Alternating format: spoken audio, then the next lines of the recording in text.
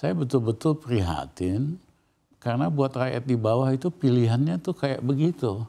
Ya, you spend lebih banyak buat bensin, BBM, you kurangi makanan dan gizi gitu loh. Jadi ini sangat memprihatinkan. Dan rakyat kita yang miskin itu kan masih banyak. Standar Indonesia soal kemiskinan juga sangat rendah.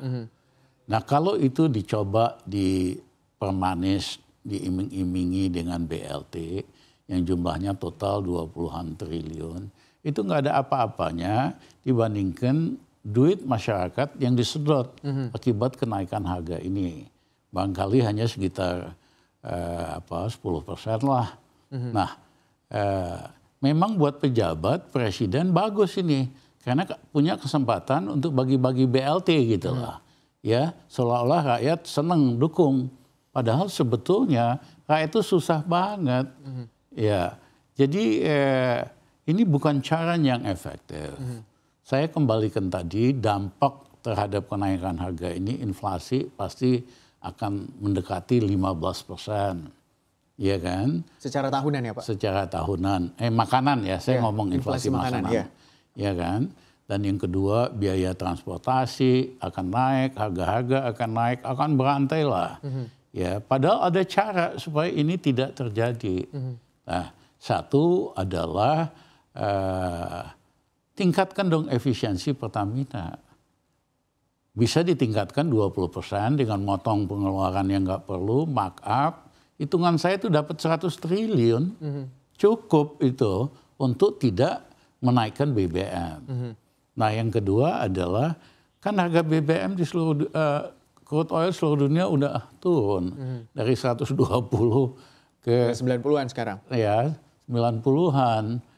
Malaysia aja Petronas nurunin, masa kita naikin? Tega amat sih ini, Raja Tega nih yang kuasa.